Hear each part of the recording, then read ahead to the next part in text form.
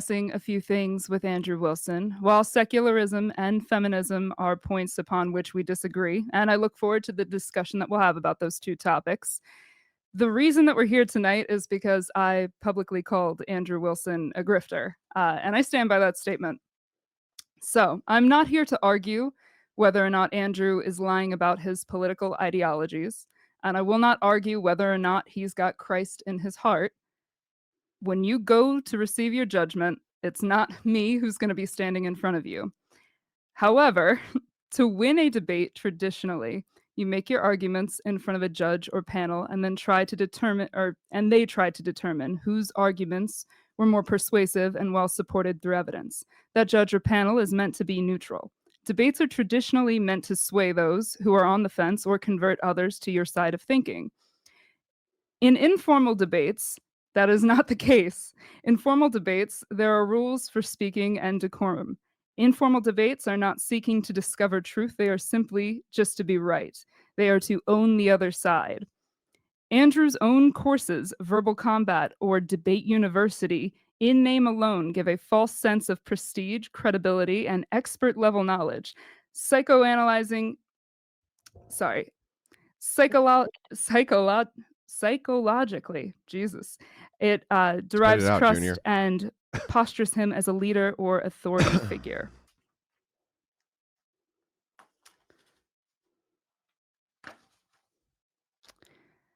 This is not something that is unique to Andrew. It is a truth for virtually everyone in this new age debate bro era of informal debate and online discourse, and that applies to people on both sides of the aisle. Andrew is no different from Brian Atlas, Destiny, Myron Gaines, Dean Withers, Charlie Kirk, or Hassan Piker. A grifter is defined as somebody who uses deception to deprive people of money or possessions. Now, I am not arguing that Andrew's grift is in his beliefs or his ideologies. I am arguing that the grift of Andrew is that he is benefiting from the sham that is modern informal debate. Andrew is monetized across all platforms. His YouTube happily accepts donations, and for the one-time price of just $249, you can purchase his verbal combat course and become extra insufferable at all family holidays. The purpose of debate is traditionally to further exchange ideas, sometimes conflicting ideas, and to work towards progress. Formally, excuse me, sorry. I may need my glasses at some point because I am blind and I am reading my notes. Forgive me. In the sport of these live social media debates, the objective is not progress. It is just to win, as I mentioned, by owning your opponent. It is to create drama for clicks and curate algorithmic gotchas. As per the recent studies published by the NIH Library of Medicine, consuming this type of content does more harm than good to the viewer. There has been a particular uptick in reported cases of anxiety, depression, suicidal ideation on both sides of the aisle. Reported feelings of isolation and distrust are skyrocketing. You are writing a prescription for a problem that you are manufacturing. Now, obviously, I am sat here engaging in this very thing that I am disavowing. I am not a political commentator. I am not a seasoned debater. I am a comedian. I am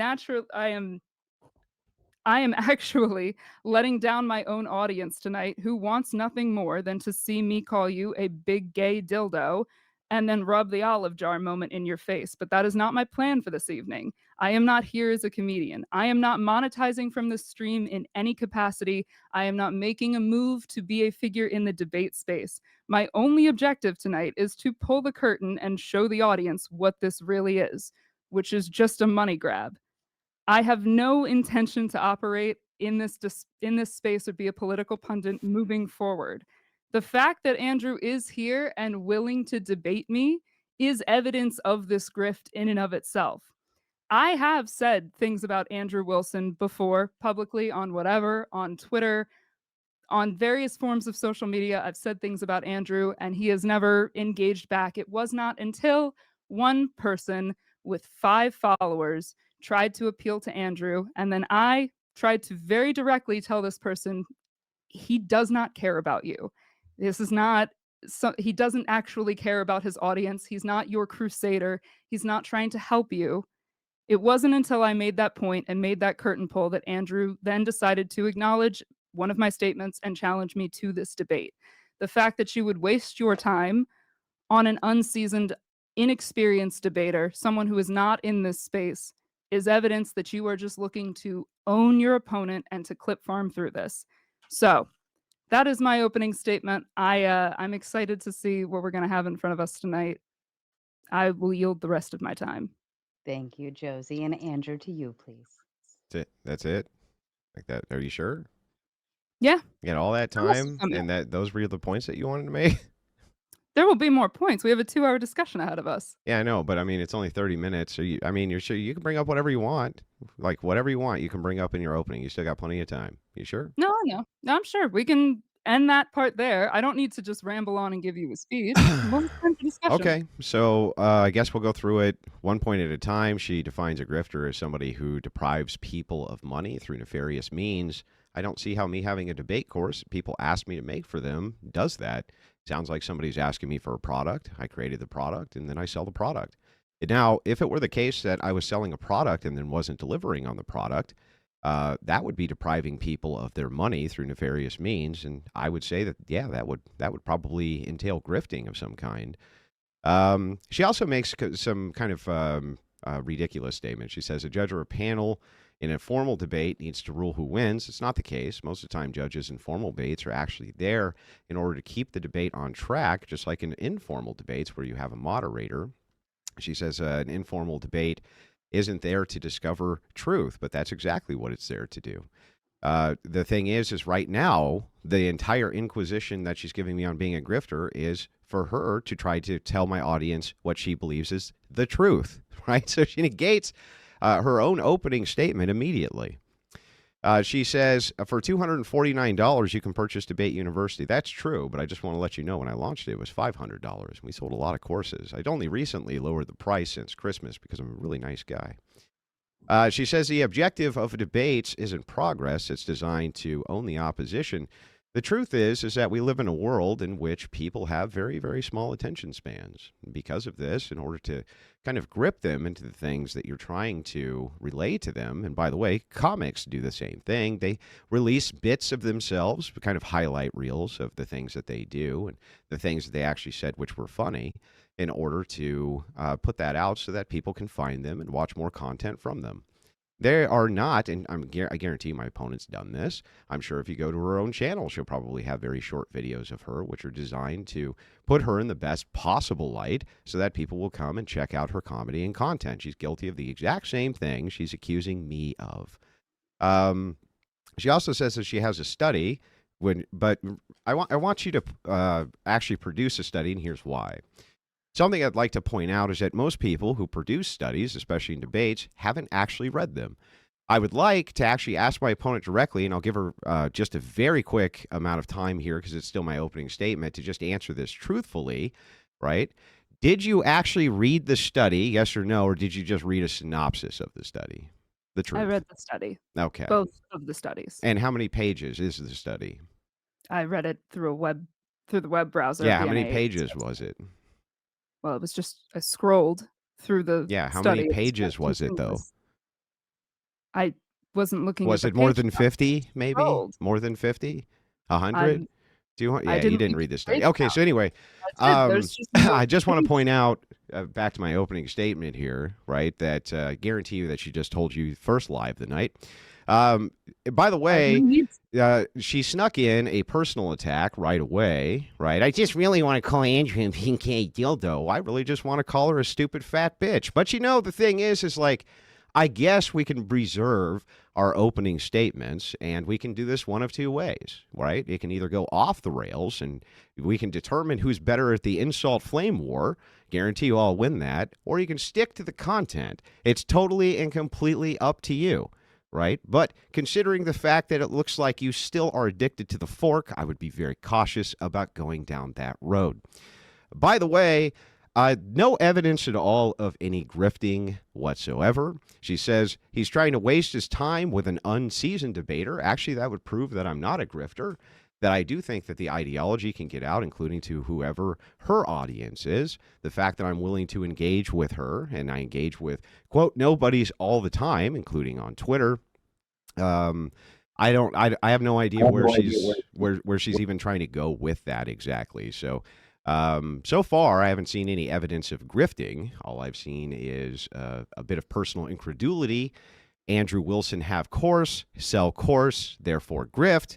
Very strange. I don't see why it's a problem for me to create a course that highlights various debate skills that people seem to want and are willing to pay for. So with that, I'm willing to dive right into it. Just remember, it's up to you how the debate goes. It's up to you. Thank you so much, Andrew. And as a kind reminder to the audience, we're going to get through the Andrew is a grifter portion of the debate. Then we will move into secularism and then feminism. Of course, we will get through the debate, go into closing statements, and then read and respond to your kind super chats. Thank you so kindly. Of course, as always, tomato tradition, we will go into open panel afterwards, but I know we will be kind of on a time crunch as far as the debate is concerned. Josie and Andrew, I leave the floor open to you. Yeah, so how does me having a debate course give evidence of grifting exactly? Okay, so why did you name your course Debate University? Well, because the idea there was to follow up with more courses for debate that I could sell for a profit in the future. So there was no intention behind naming it university to maybe foster a sense of trust or imply a level of expertise, I think it rolls off the tongue well. and the whole verbal combat. Why did you choose to go with a theme of war or fighting? Yeah, so a lot of my debate style comes from there's a sequence of old books, especially written by prison guards, who express and explain the ideas behind what is called verbal combat. What verbal combat is, and combat no contact, is that you're always, when you're engaging with opposition and engaging with ideas, you're in a form of mental combat. That's what's going on. And so the reason prison guards obviously do it is because they want to defuse situations so that they don't escalate. If those situations escalate, their very safety is at risk. I was always a big fan of that because I think ideologically that's also true between the left and the right, that these are very high stakes conversations ultimately. They do change minds and that they do have effects in society, and it is a war and it is combat with no contact. You feel that this is combat, that this is a verbal war. That the ideology between the left and the right, yes, it is war, yes. The discussion between you and me, you feel that this is Well, combative and that this is the debate course isn't called, how to debate with unfunny comedians. The debate course is called verbal combat. The idea behind it is the left-right dialectic and how to engage with progressives and feminists in debate and beat them. And yes, I so do think that that is an ideological war, and it's been going on for a long time. so who are your famous or political or who are your famous graduates? I'll frame it that way. We'll keep the university You don't theme. Who get are diplomas. It's not a diploma mill. okay, You can buy the course and watch it. right. So There's no certificate, there's no graduates. And by the way, it was never framed as being that ever. you It's don't never think been that framed as being that. university implies that there's some sort of course completion or certification that comes with There's it? nothing like that in the course. Never has been. Right. So you think that the word university in and of itself doesn't imply that? Do you assume that people who are interested in debating with opposition using their verbal IQ are so fucking stupid that they're going to be fooled by the word university inside of a slogan to get them to buy a debate course? You just think that they're really fucking stupid and that you're really smart? Like, you wouldn't be fooled, of course, just them, the stupid plebs in my audience. They're just too dumb to understand that even though this was marketed as a way in which you could tango with somebody ideologically and win, that somehow they're going to be fooled into thinking they get a diploma in what? How to debate kind of better? Like, what do you think that they're being fooled by here? I think they're being fooled into thinking that, okay, well, if I learn from Andrew Wilson, if I buy his course, Hmm. I'm going to be an expert. I'm gonna know how to be an expert debater. That's what it's gonna be. So maybe not necessarily a physical diploma, but certainly Have that they would have you have. watched the course? I'm not giving you $249, Andrew. Okay, so But I can. the answer is no. Yeah, of course it's no. Okay, so then if you don't even know what the content is or what's expressed in the course or how things are described to the people in the course, this is not a classroom style where you have a chalkboard. This is me expressing the laws of logic. I brought in multiple logicians who were expert apologists to walk through the format of logical debate online. And thus far, I've gotten a very, very positive response from people who have viewed it. I And don't what know have what to those tell people you. gone on what have those people gone on to do? What have they Well, accomplished? many of them debate pretty prominently online. Many of them right here on this very channel that you're on right now. There's been dozens and dozens of them. Who it seems to have helped them quite a bit. I get many emails from people who say it seemed to have helped them quite a bit in their personal lives when it came to dealing with their boss, coworkers, things like this. Um, I was surprised. I didn't even know that that would be a potential side outcome for the course, but apparently it was. This was really just focused on how to engage in ideological verbal combat across ideological lines and how to prepare people who have my ideology for that if they had interest in it. And it appears that it worked very well. Can you name any of the seasoned debaters that you have educated? You mean the ones that go on this program? I've personally never seen this program. Oh, well, I don't know their well, names. then how would you know if I named them and I was lying or not? You should take my course, and then you wouldn't fall into those traps. I'm saying you can name if Oh, they're, sure. John, Jill, political candidates, Jack, Jim, Fred, Chuck, Terry. Go ahead and refute that I'm lying. Prove it. so Prove that I'm lying. Prove it. but no household names, no major names in the debate space, nothing like Well, that? what does it take? What's a major name in the debate space? What would you I mean, consider I that would to be? argue that your name would be a major name in the debate Yeah, space. Anybody would. so people have been at this for years and years and years. And do you think that this course was marketed as though if you took it, you were going to be launched into prominence on YouTube for your debate skills? Well, Do you honestly think that? again, the word university would imply that if you complete it, you would gain some sort of level of expertise. No, it I doesn't. believe It doesn't imply that. that is actually Yeah, what the word university would imply, no, yeah. it A literally doesn't university. imply that. All that the university would imply is that there's some level here of learning that's going on. Not that there would be a level of expertise that goes on after you're done learning whatever the said thing is. For Well, but instance, you that's can not have an what. introduction to debate, which I have, for instance. Why would that entail that you would instantly have some sort of higher level of expertise? All it would mean is that you receive some form of education on something. That's it. Well, then why not debate elementary school? It's not as That's not catchy. as catchy. I would argue that it would be more appropriate if it's Why? just How would you purely know? You haven't watched the course. How the hell do you by know? your own ad Like, by how do your you own know? by your own admission. Okay, well, Just look. now, Let me ask you if you're not you going to here. get. Go Let's find out if this holds muster. If I sure. ask you what are the three laws of logic? Can you tell me? No. No. Can I? If I ask you what are metaphysics? Can you tell me? No. Can you tell me what epistemology is? That is the knowing, like, what the truth is and the difference between a belief and or an opinion. No, but it's still. I mean, it's still a good try. I'm not going to beat you up about it. But what about what about ontology? No. No. Okay, so the thing is like these are very basic forms of philosophy that most people kind of leave on the table.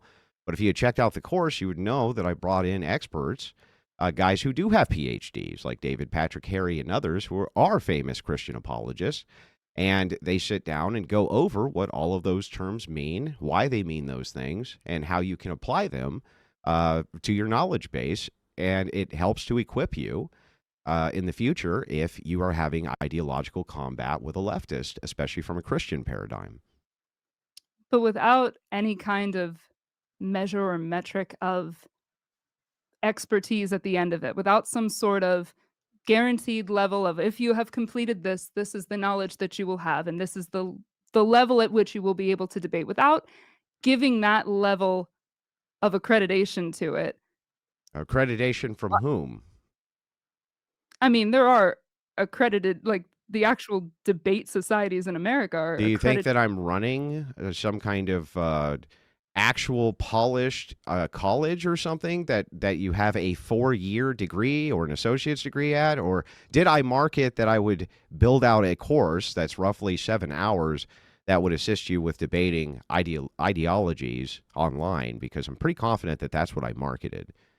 Now, if No, you the have problem evidence that I marketed something besides that, I would like to hear it and see it, but I'm 100% confident that that's exactly what I marketed and that that's exactly what people are buying.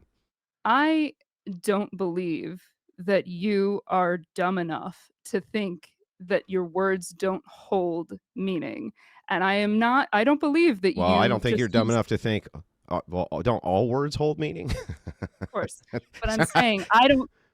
No, go ahead. I'm saying that I don't think that you chose verbal combat and framed things as a war. I don't think that you chose university just willy-nilly because it I rolled off didn't. the tongue well. But I just gave you an accounting, which is completely reasonable. I told you exactly where verbal combat came from. I told you exactly what the inspiration for that was. I did tell you that I believe that there's a grounded ideological war going on between the right and the left and between these ideological paradigms. And that course will assist you if you are engaging in those ideological paradigms, which more and more people are. It'll assist you in crafting your arguments for those paradigms. That's the way it was marketed. That's the way it's always been marketed. If you can tell me what's actually wrong with that, I'd like to know. Sure, it's that when you phrase things in terms of combat or in terms of war, you actually trigger the fight or flight response of your audience. Good. That's I You don't honestly believe that the right and the left are at a war outside of social media. I There's just no want to way. let you know. I don't know if you're aware of this or not. Okay, Mhm. but the left has, from my view, murdered an entire generation of human beings, murdered them, and is currently right now fighting on the streets in order to get the right to murder more of them. I honestly believe that? Not a joke, not kidding. From my paradigm, they literally kill babies by the million, by the millions. Do I think that that's a war, a spiritual war, and an ideological war? You bet your fucking ass I do. Do I think that there's an ideological battle which is going on when the assessors of these paradigms try to describe for me that you, a female, are every bit as much only a woman as the male who puts on a wig and pretends that they're you? Do you think I don't think that these are ideological battlefields? You're out of your fucking mind. Not only do I believe that 100%, but it can demonstrate it to you. I can demonstrate right now that we have been in basically an ideological Cold War for somewhere north of 60 fucking years. Yes. Yes, 100% I believe it. Not only do I believe it, but I wanted to equip people with some way to combat that, some way to do that better because I happen to be very good at it. It's a skill I have. Well, in fairness, I do think that you probably believe that abortion is murder, and I will agree that you believe that that part is actually violent and at the same level of a war. Fine. I won't try to say that you don't. If you are genuinely a Christian, you probably do believe that.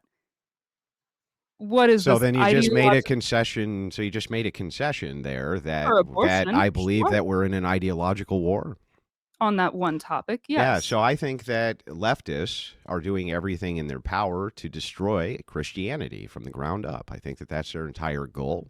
I think that we can see it in the models of the NGOs that give millions and millions of dollars to leftist infiltration units whose entire job is to go in and give retraining to clergy.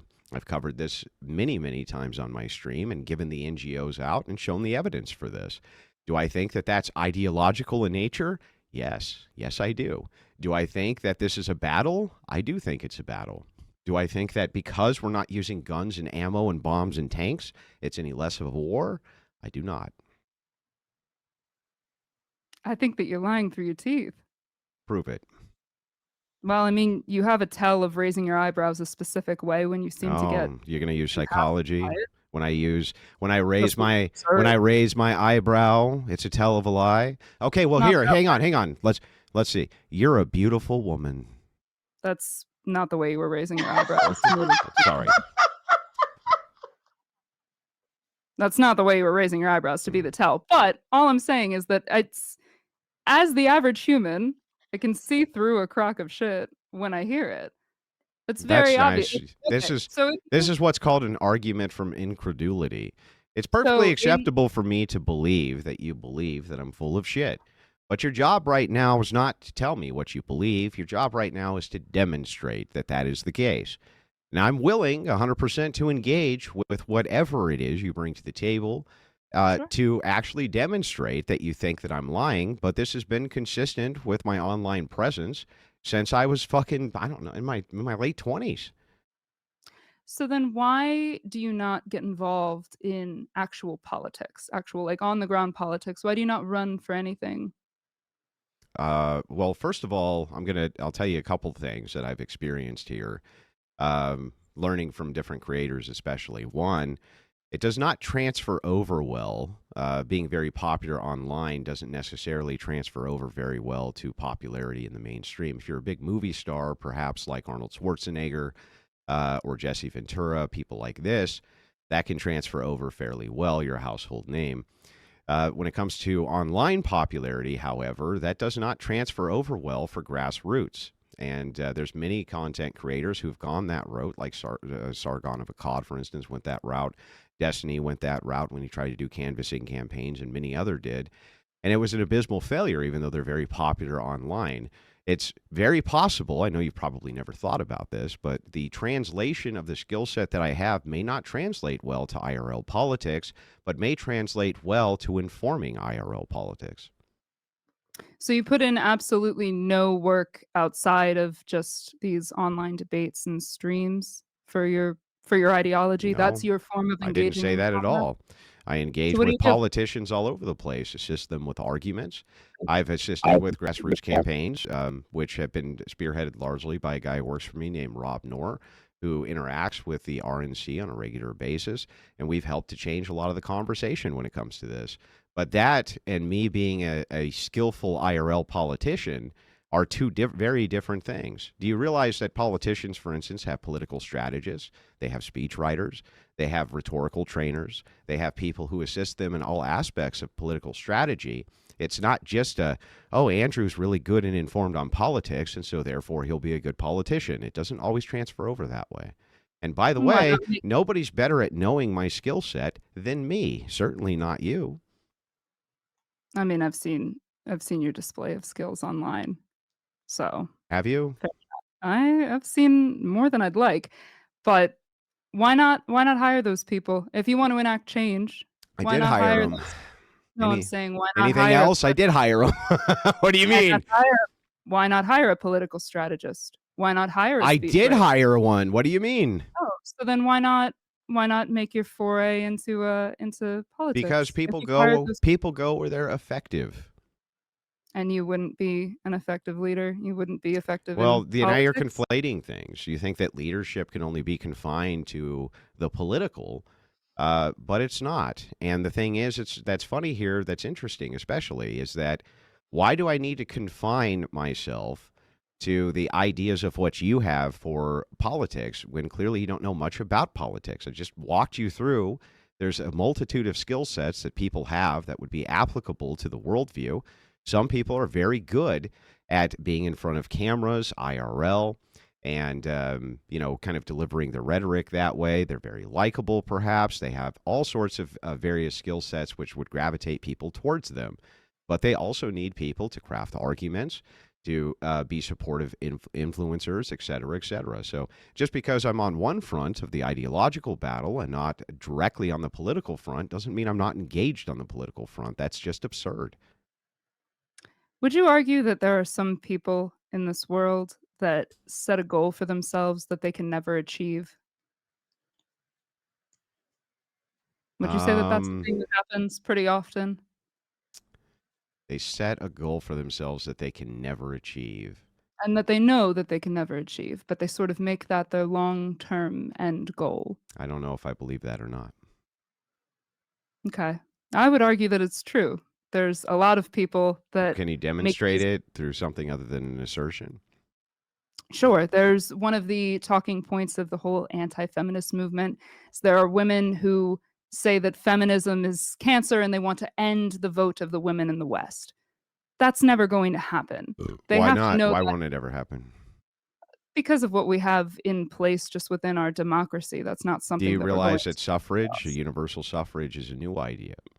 Yeah, I Yeah. do. Why? So it's very convenient for status quo individuals to say that such things like this will never be repealed or contracted. When we look at Roe v. Wade, which was also part of the status quo and it was overturned. Political Rovi ideologies change cross generationally. And right. we're moving into a new series of generations as the boomers die off. I don't think you should feel as secure in the idea of suffrage as you seem to think you should. That's I not what do the feel political current is, at least that I see. Roe v. Wade was not inscribed in the Constitution. Women's suffrage is. It's much harder to overturn an actual So was amendment than slavery, yes, and then it was and then it ended. was exactly, and so was prohibition. The ban on alcohol was also inscribed in the Constitution. Women got that pushed through long before they ever had the right to vote. They were able to make, because they were set in a moral high ground, they weren't just political cogs, they were able to actually get an amendment passed long before they could ever vote. Isn't that interesting? So the thing is, it's really funny about this is like you can point to constitutional amendments and say it's inscribed in the Constitution, but remember, it's not really. It's an amendment to the Constitution. The Constitution's been amended many times, and it'll be amended many more. This if we start to branch this way, then we're gonna move into secularism and away Well, from the I Grifter. would like to finish the discussion before we get I to I would agree with that. I want before we get to your lack of understanding of the source material of feminism. I would like for you to just go ahead and demonstrate in very simple words why it is that you think I'm a grifter, because is your only evidence, your only compelling evidence, that you think that I used university in debate university, and that the people who buy the course are so fucking stupid that they think that they're going to get some kind of actual accredited degree because of that, and that therefore they're being fleeced, and that it was marketed this way? Or are you saying something besides that?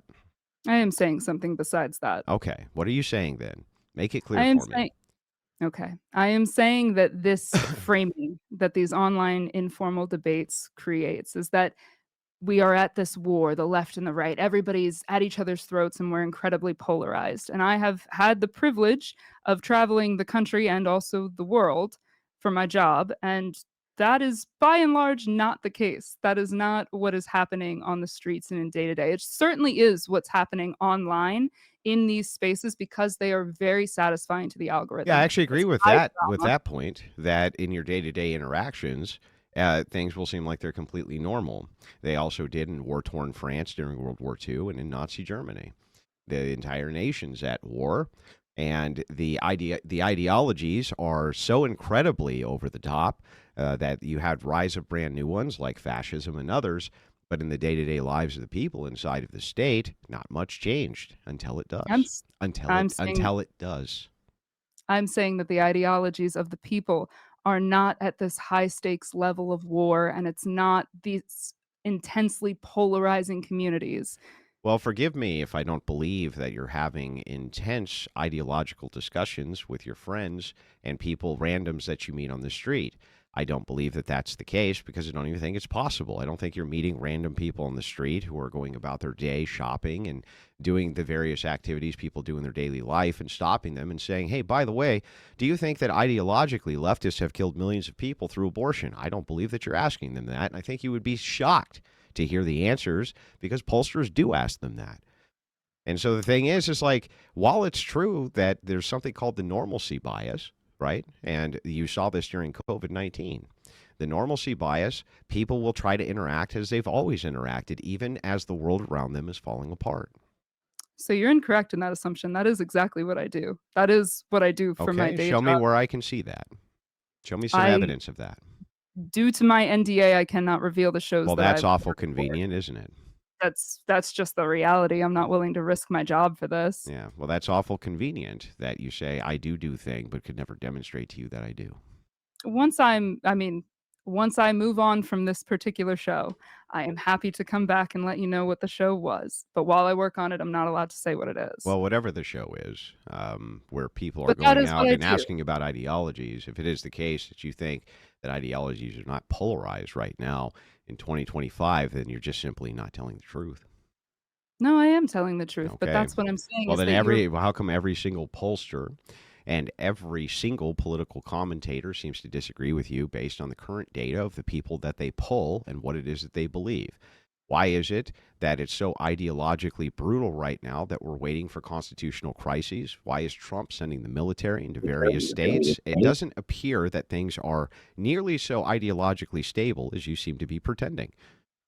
For the average person, it is. The average person all wants the same things at the end of the day. We all basically want the same things. We all have the same things that we're striving for.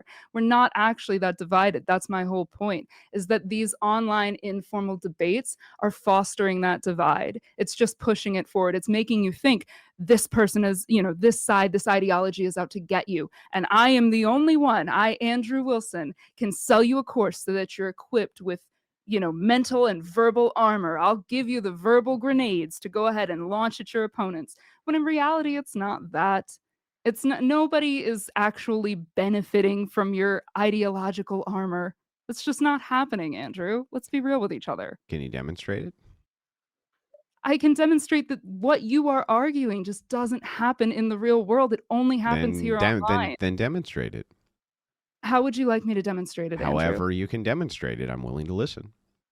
I'm telling you that through my own experience of being Oh, out there in the world, and not just anecdotally, not just from what I have experienced, but just out in the I'm world, telling you from my own and people experience, but not telling you from my own experience. Is I that am is that I am right? speaking partly from my own And experience. what are you However, speaking? that is What is the other part that you're speaking from besides your own experience? if you ask people what their values are, what their Hmm. core values are, they all pretty much line up. And that is true in the polls. People want their families protected. People want to feel safe. People want their lives protected. Now, the finer details, sure, if we want to get pedantic about it, we can. And that's where things differ. But a lot of these ideological wars are problems that are made up. And we think that they're bigger issues than they are. Was was January 6th made up? No? No. Okay. What does January 6th have to do Well, I'm with just political? saying, I think it's really interesting that as we see unrest in the street, as we literally see what just happened in the California riots due to illegal immigrants, we see people say that they want less illegal immigration inside of their nation, they want less diversity, they want less of these things overwhelmingly, and then overwhelmingly vote for a president who says that they're going to deliver on those things. It sure seems like an ideological divide to me on Main Street, not just from some elitist online or some rhetorician somewhere. It certainly seems to me like these are things that people take seriously and that they're having struggles with. Now, when you say this sort of nonsense like this, you say, hey, Andrew, look, we all have some shared needs. That's true. We all want to see our families protected. We all want food to eat. We all want safety. All of those things are true. But you realize the distinction between ideologies is how we get there. That's how we get to those things. The various ideas of safety. Let's take the trans movement, for instance, right? The entirety right now of the political polarization behind transgenderism is that women don't feel safe in their own sports, do they? They're tired of getting their shit pushed in. They're tired of getting their faces bashed in. They're tired of getting humiliated by men in wigs. They don't feel very fucking safe, do they? And so it becomes very ideological. It's funny, they want the same things you want. They want safety and this and that. But they seem to think that they're not very safe right now when it comes to this particular issue. And so other people, though, they do. And that's how you end up with ideological divides, right? Are you framing that there's like a mass movement of trans women in women's sports right now? I can only think of a couple instances. No, I'm pointing out to you something which is objectively true, which is the feeling of safety. When you say that there's shared values that people have across the board, I'm willing to concede that that's true because it's obvious. It doesn't even need empirical evidence, nor I think even a logical syllogism is necessary for this. It's observable by almost everybody on planet Earth. People have shared needs. Safety, one of the things that you cited, is one of those needs. But safety also comes at the expense of a feeling, doesn't it? I feel safe. It's not objective all the time, is it? You can be unsafe, for instance, and feel safe. But this is all branched around the feeling of safety. And women right now don't feel safe in sports, even if they're not dealing with any transgenders, and that creates ideological divides. What can you point to that shows that women by and large don't feel safe in sports? Though this is not I'm not even here to debate the merits of trans athletes, but I think that that's a bit of a claim to say that women in college sport or any sports Hmm. are fearful of that actively. Do you agree with me that there's tens of thousands of anti-trans activists in the United States? I don't know. I've never looked at those figures. Okay, well, there are. Tens of thousands Okay. of anti-trans activists. I can point you to J.K. Rowling, for instance, who's a very prominent online figure, and her media has been seen by I don't know how many millions of people and made into movies and everything else. And she's a prominent, what is called, and I'll tell you what they're called. They're called Sorry, can TERFs, I trans real quick exclusionary radical feminists. And trans, fantastic. yeah, and Can I yeah, go real ahead. quick, Hmm. so J.K. Rowling Hmm. feels unsafe in women's sports? She feels that women's sports are unsafe, and many of the advocates She's who are but trying to she's not a push people participant out, yes.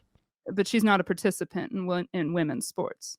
Do you need to be a participant in women's sports in order to point out that women's sports is not safe for women? Yeah, I would argue that if all of the female athletes in female sports, or the majority even, came out and said, "I do not feel safe within female sports right now," then I would say, "Okay, absolutely, that's a problem that we need to Well, look at." I By and agree. large, I that's guess that's what's why so many happening. universities recently changed their policies so that trans athletes can't compete anymore against women if they're males. I guess they must have gotten some feedback from their faculty, which they did, and from their students, which they did, that they no longer wanted to have them participate. And you know what the number one reason that they cited was? They didn't feel safe. So it's not even happening anymore. There's been laws It's passed to still prevent that? happening. Yes, of course it's happening. Oh, you just said that colleges have outlawed I said many that colleges from have, happening. yeah, many colleges Okay. have reversed policies that they had on this, specifically because of the feelings of safety from the athletes who were involved in these various programs. Okay, so now their athletes are no longer feeling unsafe? And they're not feeling unsafe because ideology was able to reverse policy. Yeah. Oh, I'm going back to what you were saying, where you're saying the Uh number huh. one thing in transgen and the one number one issue with transgender issues in No, the no, US. don't straw man my position. I didn't say that's the number one issue with I'm not trying transgenders to, in the U.S. What I told okay. you, I was speaking to ideological distinctions and how the feeling of safety is paramount when it comes to the idea of trans sports. Not that that's the number one issue with transgender anything, only that I can easily use that as an example for how ideology transfers over to the mainstream and affects policy. I have no background or information on transgender people participating in sports. I don't play I sports, don't as think you you have a mentioned, lot of I'm background a badass. information on anything, honestly. What if Because fair you enough, think you can that you say think that, that but people don't have ideological divides on Main Street because you see them no, I'm buying their saying that fucking salads and their chicken sandwiches and not talking about how they hate the trans out in public, right? But the thing is so funny about it is like you think I'm a food reviewer? no, no, no. The point that Okay. I'm making to you is that I'm whatever not asking whatever people your about what they're eating. whatever your anecdotal evidences are of people who are out in the mainstream due to the normalcy bias acting as though everything is perfectly acceptable is the same thing that you would find in war-torn France, war-torn Germany, war-torn Russia. People are always moving towards the idea of normalcy, even if there are major ideological divides. And by the way, you still haven't demonstrated in any way, shape, or form how I'm an actual grifter other than you put university in the name of a course that you sold and market it as a way to up your debate skills. And you haven't watched it, so you can't even criticize it, nor do you know what the guest list was that came on, who are PhD, by the way, PhDs. One, a PhD in religions. And the whole point was to show you how it is that you can make ideological arguments from a religious worldview and not look like a fucking stupid fool. And guess what? I had experts come in who did exactly that. Many prominent experts, in fact, and many more to come. So I'm not really sure how it is that I'm grifting. And Again, on that note, I did want to interrupt and just let you know you are at about the half-hour mark for that. So it's up to you if you want to continue there or if you wanted to start moving into your other points. It's up to the two of you. I'm fine either Or way. do you want to wrap Do you this feel up like maybe you in the next? successfully demonstrated that I was a grifter, or did you have anything more you wanted to say on that point? As I'm trying to say to you, Andrew, is that I believe that you are a grifter because you are pushing forth this narrative that is simply untrue. And while you say that, "Oh, I'm talking to people about chicken sandwiches," or whatever the fuck, that's not what I'm talking about to them, to the people on the street. I am talking to them about their ideologies, about these specific difficult issues. And by and large, most people are actually pretty in line with one another. It's very, very fractional margins about these like niche issues like trans people in sports, which at the end of the day does not overwhelmingly affect the population.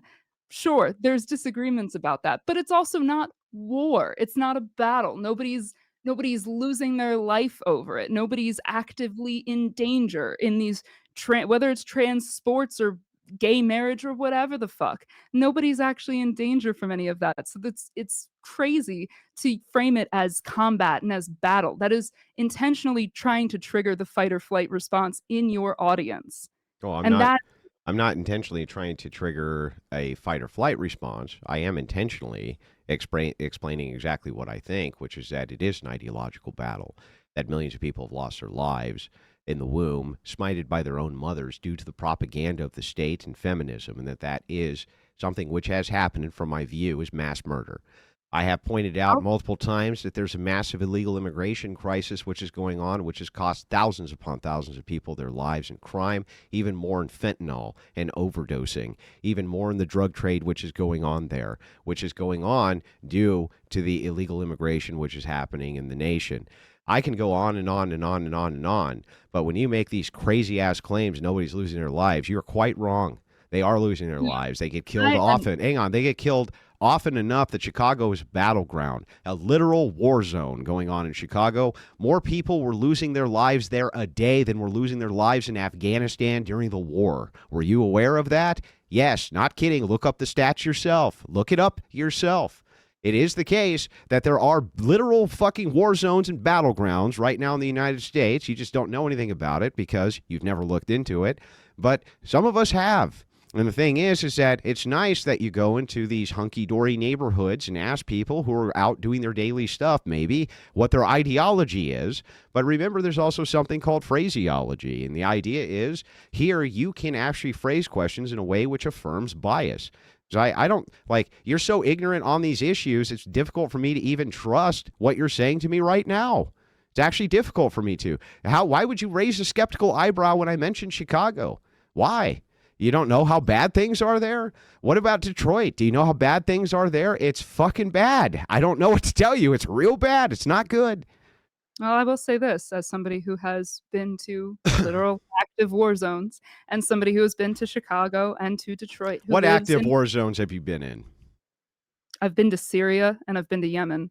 What active war zones were you in? Syria, which is No. That's a country. no, I'm no, asking Syria. about an active war zone, not if there's a war going on in the country, but and that you were happened to be in the country when there was a war. What war zone were you in? Did you I see the battle of the with your own eyes because you were there and you were watching people blow each other to bits, or did you happen to go to the country while a war was going on and you were in the safety zones? Which one's actually true? I have seen a bomb go off and I have seen people die in front of me. Where? I Where did that happen? in Syria, in Yemen, I So have in also been Syria, you were a war correspondent and you watched people get blown up? I wasn't a war correspondent, but I have been in dangerous places. So Hmm. I've been to Syria, I've been to Yemen, I have been to Israel as well. So I've seen the front lines of what war is, and it is horrific, and that is dangerous, and I mean, I don't That's even really need to funny say that you went to Israel and you don't realize that that entire war that's going on there is ideological. Very I'm little of it is not actually saying physical. It's almost I'm not all ideological. are you arguing that okay. I was not talking about politically outside of the US. When I talk about the grifting that you're doing, Hmm. I am assuming that that is going to US consumers or maybe people in Canada, but English I think speaking people countries. worldwide have bought the course. Okay. Mhm. You know what? Then So if it's what you global grifting, baby. Global if grifting. We if what that university in the name is just making people lap it up. They're so fucking stupid. They don't realize it, even though all the marketing that I did was that, hey, this will probably assist you with your debate skills. And it seems to have actually done just that. Actually, these people are so stupid, they thought that they were going to get like a fucking, I don't know, a diploma inside of the Cracker Jacks box. I don't know what it is that you actually think here, but baby, I still, yeah.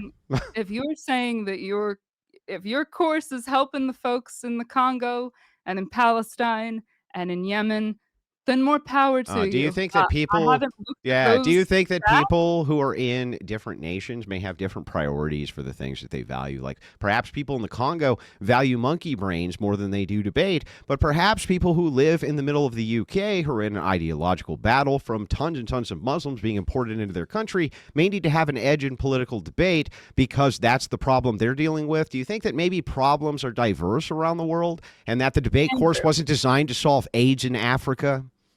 Andrew, my whole point just now was that I imagine that your courses and your content is being pushed to the US and to Canada and to English speaking nations that are more in line with what we're dealing with here in the US and not actually what's going on in war torn places. But we're getting off So what's track. the grift? Again, my grift or my argument for your grift is that things here in the US, it's not a war zone. Ideologically, it's not a war. Online, it may seem like that because the algorithm is pushing to people that it is, because people tend to engage with the content that they hate more than the content that they love. If you trigger somebody's fight or flight, and if you trigger that level of cortisol rise in them, they're going to stick around and they're going to consume that content. It's not healthy for them. It results in increased levels of anxiety, in isolation, in depression, in suicidal ideation. It's not good. And you Link the study. That's NIH Library of Medicine. I don't have a NIH laptop. Library of Medicine. What's it called? It's if you look up how the consequences of hate watching, I think is what I ended up looking up to The find it. consequences of hate watching. That's been a study that they've done to see what the effects on these hateful content watching is I doing to see. people. But Let's also, just make sure prior that we got this right. I just want to make sure that we get it correct because I don't want to cite the wrong study. National Library of Medicine, perhaps. National Library of Medicine sponsored by the NIH, yes. Okay.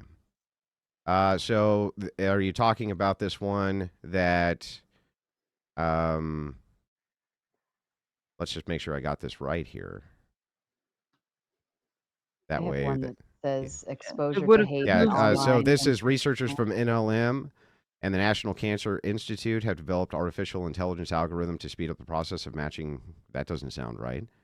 no, that's not. You were Okay. saying with the hate in online and traditional media, correct? That may have been it. It would behoove me to have a laptop in front of me. I'm gonna drop it. Oh, I guess you can't say it, but I thought that's what you were stating too. Is the social platforms and the online hate stuff? That may very well be the study, but again, Okay, I'm Well, gonna drop it. let's find out. Hang on. I'm dropping that Yeah, backstage in we'll case you just want that one. hang on. Let's pull it up and we'll take a peek here. Let's make sure that we got this right. Exposed to hate in online traditional media, systematic review and meta-analysis of the impact of this exposure on individuals and communities. Does that sound like the study? it could be. Again, I'm not sure if that's Does the it right one. start with the problem? People use social media platforms to chat, search, and share information to express their opinions and connect with others. But these platforms also facilitate the positive of divisive, harmful, and hateful messaging, targeting groups and individuals based on their religion, gender, sexual orientation, political views. I have read that, but I don't believe that that's what I'm citing. You don't believe that that's what But you're citing? no, I think that that one was based more upon receiving hate, like hate comments and such. So you came to the debate and you were going to source the evidence, and the evidence that you're sourcing is, I don't know, I can't source the evidence. You don't even I mean, I remember what told the you that study name is. We have to Google it instead and hope that we hit the right study. Is that what we're supposed to do? We're supposed to shoot. How many of these studies should we read so that we can tell if you're telling the truth about this or not? By the way, I just took a look at that particular study. It was 230 pages. How long did it take you to read this study? Just out of curiosity. I wasn't clocking it. I don't know. I don't have a Roughly. timer on when I read things. I don't know. It could have taken me days. It could have taken me a few Can hours. I don't you can know. you cite for me or at least tell me just off the top of your head, since you read the entire study, what the methodology was for it, and was there a meta-analysis associated with it? No, I can't You can't tell tell you me. that off the So you top of don't my know if head. there was a meta-analysis, and you don't know what the methodology of the study that you read was. I didn't memorize the study, I'm not Andrew. asking if you memorized it, but you should, off the cuff. There's a whole big portion. The methodology for how studies are conducted is extremely important, especially when you're talking about something which you're talking about here, which is sociology. So sociology, Sure. that suffers from the But rest. I'm not going to retain all of that I'm information. asking you to retain any of it. Can you tell me You just anything about the methodology? Literally anything. Can you give me anything about the method? One thing out here, which is sociology. So sociology, Sure. that suffers from the But rest. I'm not going to retain all of that I'm information. asking you to retain any of it. Can you tell me You just anything about the methodology? Literally anything. Can you give me anything about the method? One thing about the methodology. It's out it in front of me. No, I No. don't have a photographic So you don't remember memory. a single thing about the methodology. You can't. Was it men and women? Do you even remember that? Yes, it was men and women. I Okay, do and then remember what were the ages? that. I don't You remember don't that. know. Andrew. Okay, what were and were they postmenopausal? Was that cited? Postmenopausal women? It very well could have been, but But you again, don't I remember. don't have a photographic memory. That's not a photographic memory. If you're coming to a Being debate, able to if you're tell coming you to a that- debate and the crux of your Sure. argument is to cite for evidence a study which you supposedly read to prove that guys like me have a negative impact on society based on something other than your personal incredulity, you better damn well at least understand the basic methodology of sociological studies and what the damn thing said. Of course, if I were a professional debater, that's probably what I would come equipped with. But my point to you is that I am Maybe not. you should take my You are course. I- If you took my course, you would have come with that information to make sure that you didn't look as bad as you do right this second. I would argue that if I took your course, I would be no better off than I am right now. Based because, on again, what? I mean, I think you would. But, in okay. fact, Look, I'm happy to move on to whatever the next topic is. I'm happy to do it. So I'm happy to continue trying to answer your question for you. Oh, If you're okay. still- Go I ahead. never finished my point. My whole thing is that, again, this is unhealthy for our society, and it's not actually a major issue outside of the online world, but you are posturing it that it is. You are you're fostering this sort of tribe or community where you feel like, or where your audience, I'll say, feels a sort of parasocial relationship with you, and that if you attack and own your opposer, that they've somehow won something. But in reality, it doesn't. They're not any happier. You're not any happier. Nobody's any better off for arguing their ideology in YouTube comments or with their family at Thanksgiving. It's not a real issue. Again, you're giving a prescription for a problem that you're helping further and cause. It's like this self-sustaining ecosystem. It's you, but it's also people on the other side. It's Destiny, and it's fucking Dean Withers, and it's Hassan Piker, and it's Charlie Kirk, and it's any of them. It's all just money. I've sat in on the Whatever podcast, for example, and I watched them in real time collect over $16,000 from people who just wanted to see these, OnlyFans women that were there get owned. And none of that money is put to any better use. None of the money went into production value. None of the money is used to further whatever ideological cause he had. And I'm sure the same is true for your course or any donations. I'm seeing super chats come in, and they're not going anywhere that's anything of value. There's no cost here. You're in your home. I'm in a studio in New York. There's nothing's going back into production. It's all just a money grab. You know that it works algorithmically, and it's lining your pockets. If the world changed tomorrow, if we woke up and suddenly we were in Andrew Wilson's perfect world, what the fuck would you do? What would you do to make money, Andrew? How would your grift would be done because we'd achieved your goal.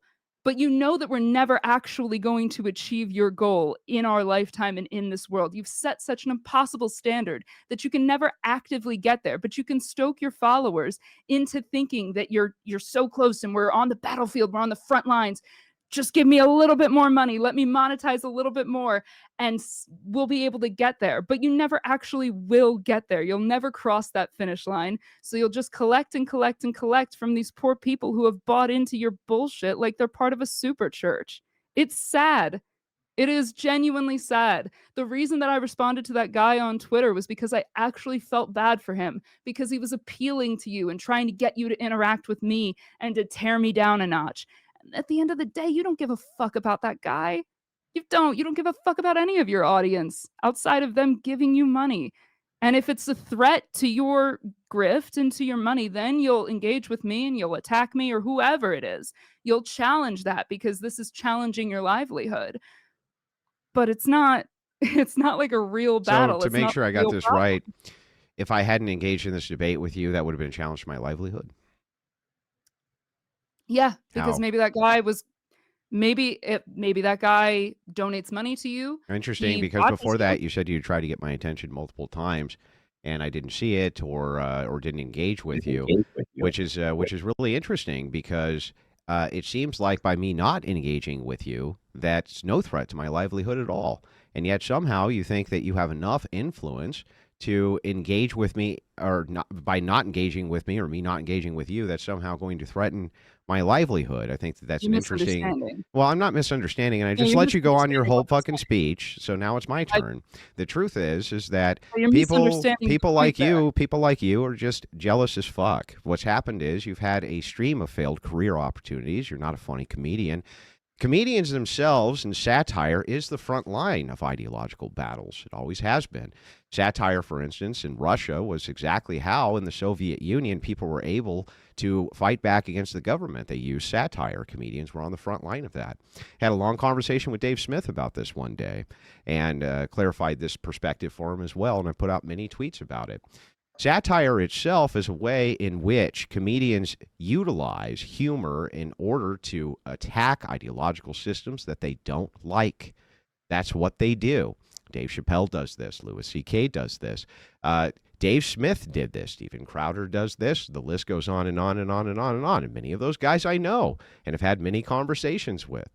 You, on the other hand, you want us to believe in this rose-colored view. The rose-colored view being, Andrew, you're trying to set impossible standards. What impossible standards am I trying to set that you think are unachievable in this lifetime? There's many standards which I attack, which I think we can go after immediately and try to.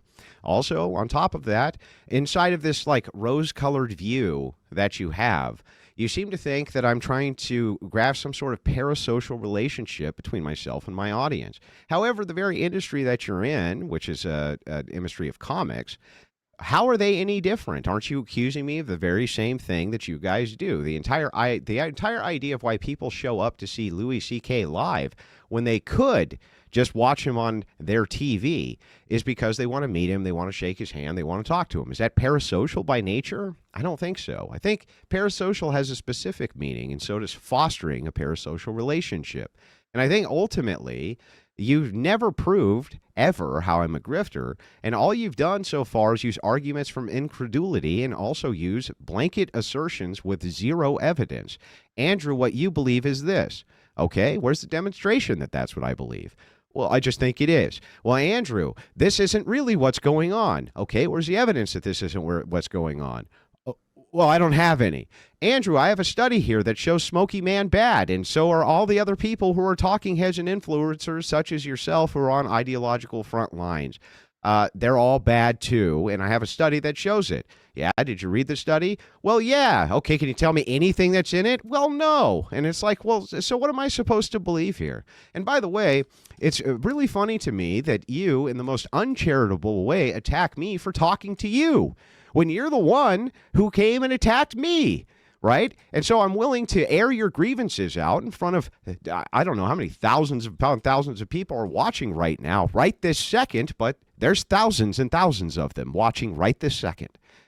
And I'm willing to air your grievances out. willing to let you challenge whatever my worldview is so that we can engage in what that is, because I think that I can maybe change your mind on some things, because that's what I do, and I'm real fucking good at it. But somehow that's still a grift through your rose-colored glasses and this idea that everybody's singing fucking Kumbaya. Lady, they're not. That's one. And two, I would like a demonstration of these things past assertion and how you feel. I'd like some actual evidence for any of these claims. I'd actually like to see that. Can you give me that?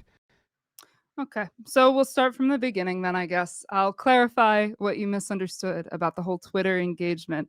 I wasn't saying that I have so many followers and I have such a heavy influence that what I say about you is going to somehow change by the mass. If I put out a tweet about Andrew Wilson, that's not going to change the masses. But me talking to that individual who does watch you, who does engage with you, who may very well donate through super chats, or who may very well purchase your course, by me telling him and sort of pulling the curtain that you don't actually genuinely give a shit about him or whatever he's going through, that's challenging your audience and Lady, your do you money. realize, like, I've been attacked by names that are fucking huge in this Again, industry. Hang on. And I'm I'm not saying- attacked, and I'm attacked by them often.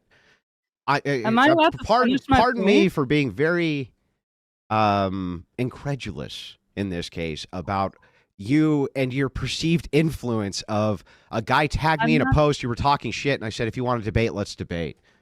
But anyway, go ahead. Again, I'm not saying that my particular influence is going to somehow damage your, again, me saying anything about you isn't going to just have an outright downfall for you, because my audience already doesn't like you. We have different audiences, Andrew. So me saying to people who already don't like you, Yeah, I know. I have one. You he's an don't. asshole. That's I have one. You don't. We do have different we can audiences. argue It's that true. Okay, and again, that then leads into the whole failure thing. You can try and attack me and insult my career, which is not a failure, which has improved every single year. You can attack the fact that I don't have an audience, but across all my platforms, I do have about Why shouldn't I 300 assume that you're only followers. attacking me because you want to try to pull members of my audience towards you? Doesn't I that seem don't- like that's a really good motivation for somebody who has such a small audience to want to engage with me specifically and call me all of these names and a grifter and everything else? Make that the entire centerpiece of what it is you want to debate with me about? Isn't that really just you Again, trying to Andrew, I pull don't people think we have away? You that think you'll peel difference people in off? audience size. I What's don't that? think we have that big of a difference in audience size. Oh, I think we do. How many followers do you have across all platforms? Followers don't matter. It's live engagement that matters. I don't live stream. So in live engagement, sure, you win. I'm not a streamer. It's But, always been yeah. live engagement and who can fill the seats. Never about who can buy followers on their fucking Instagram account, or I've who can have a clip Never go bought a viral follower. and 80,000 people sub up and then watch nothing else that they do. What matters is who can fill the arenas, who can fill the seats, and who can get the viewers on them when they're live. Is that you? Yeah. Are you filling Yeah. arenas? I am certainly filling comedy clubs, and yeah, that's just. Are you filling comedy years- clubs, or are headliners filling comedy clubs and you just happen to go there and do your comedy? Both. Yeah. Both. Mhm. I have. Well, that's. I mean, you're asking me, but yeah, that's both. And being only 3 years into comedy, that's quite a feat. So, Okay. I mean, you're saying like you're trying to insult my career, and fair enough. I expected you to try and engage in personal attacks and tear me down. Oh, I started the personal attacks then? That was No, me? I That was me? Or did you No. open in your statement trying to say something about a gay dildo? Because that was... But you didn't really want to say it. You just said it anyway don't- as part of a passive-aggressive attack, right? Even though I gave you the floor even and was like, you can actually say what you want to say to me. I have a really thick skin. Way better people than you have called me every name in the sun. Way, way more influential I and don't way more feel the need rhetorically effective people than you have insulted me. So it's like... I don't feel the need to insult you, Andrew. It's not. I think that you're a grifter. I hate what you're doing. Well, I think don't that know you're you. grifting. I think that by your standard, if we're going to hold to your standard, then you're doing the exact same thing. Right now, the case is How? that you're saying that there's a distinction between our ideologies. You're saying that your ideology says there's no problem, the status quo is great, most people are in agreement. You have a differentiation from my ideology, which says that that's not the case. We have an ideological distinction. You're here to correct my ideological distinction, just like I'm here to correct yours. You say that I'm a grifter because I sell a course.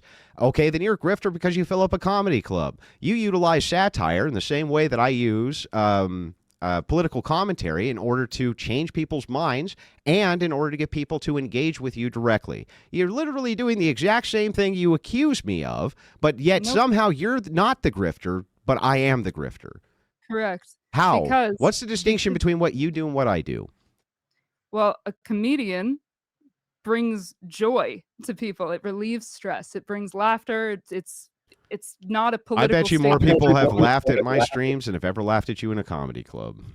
I can definitely disagree with that. Yeah, well, I mean, you should come watch a TikTok invasion then. It's people laughing for about 4 hours straight. It's the funniest shit you've ever seen.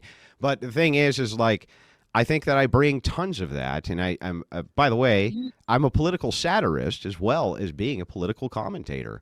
I don't really see you doing anything that I'm not doing, except you just decided that you're not grifting and I am. The difference is I wouldn't call you a grifter. I would just say that I am not monetizing off of what is inherently bad for people. I am not monetizing off of giving people. Yeah, but what makes it anxiety inherently and bad? depression. A study that you Because- can't cite, quote, and never read? I did read it. Yeah, and but you I'm don't remember sorry that I anything came- about it. I'm sorry that I didn't come with it printed out, and I don't know the exact sample You didn't come to a sizes. debate. You didn't come to a debate with the thing that was supposed to make your point in the debate. Yeah, I'm not a fucking debater, Andrew. That was the whole Is point. it? Don't you think that's common sense, though? Isn't it common sense? Do you need to be a debater to The bring skills the of debate are thing common that's the sense. crux of your argument to bring that to a debate? You think that you need to be a skilled debater in order to figure that out? That I know. I don't think that the responsibilities of a debate are common sense. The responsibility of who would you ever confront with evidence of their nefarious wrongdoing without the evidence? Who would you ever do that with? Somehow in a debate that goes But away again- for what reason? What like Again- what? Again, I am citing a study. I'm sorry that I don't have the study with me. Sure, that's unprepared on my part. It's not, It makes you know me what? a If you good didn't have the debater. study with you, I'm a very charitable person.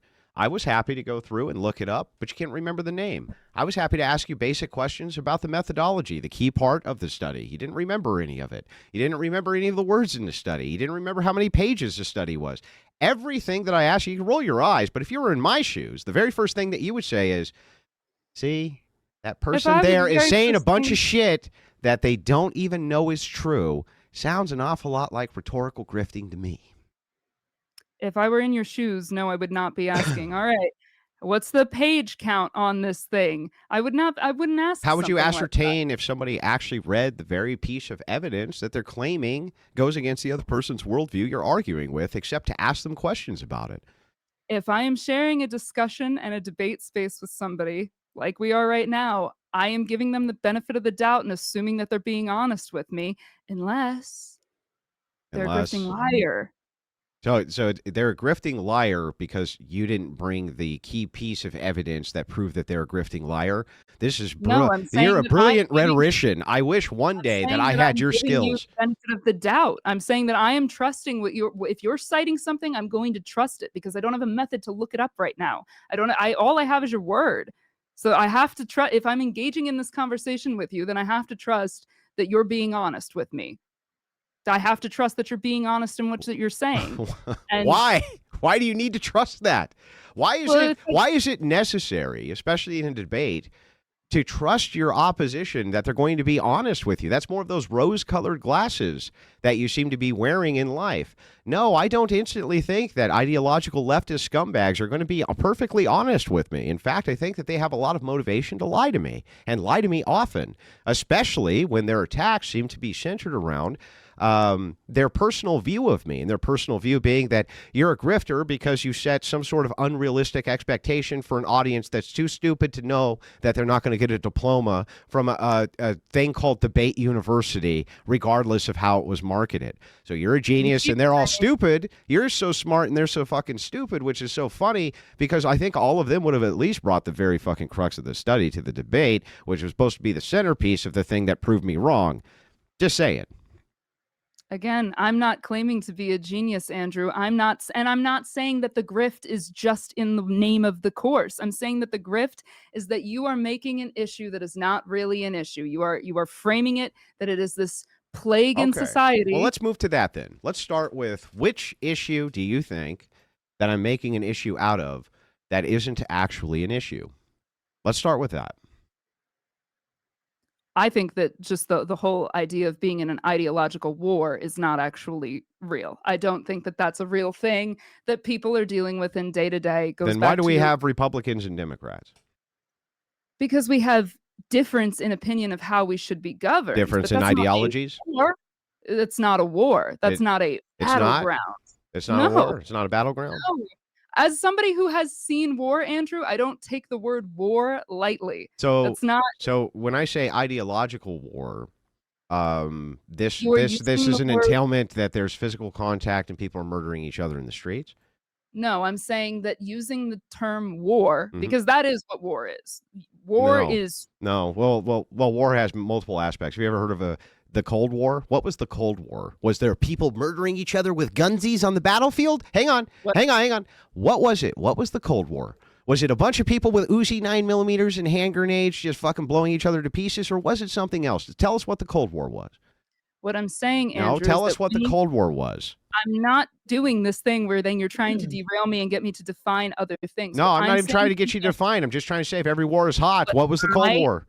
I am saying to you, Andrew, is that by you using these terms like war and Uh-huh. battle, you are evoking an emotional response out of people. You are leveling up their cortisol. You are triggering an anxiety response, Should and I you are lie to them capitalizing instead? off that. Should I lie to them instead so that they feel nice and happy, so that they can be stupid and happy as they become enslaved to leftist ideology, which poisons their children?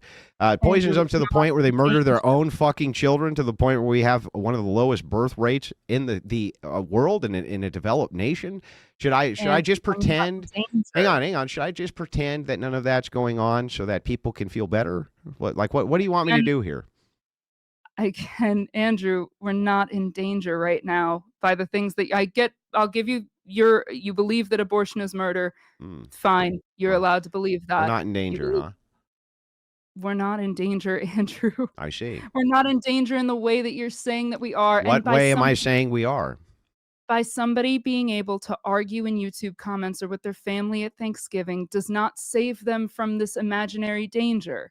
It just makes them feel right. It just strokes Yeah. their ego. Can you tell me what it is, though, that I'm saying that I'm incorrect about, or that I'm lying about, or that I'm being untruthful about, or things in which I am producing as content for people, or things in which I am saying to people which is factually untrue? Because if you can't, then what you're actually asking me to do is lie.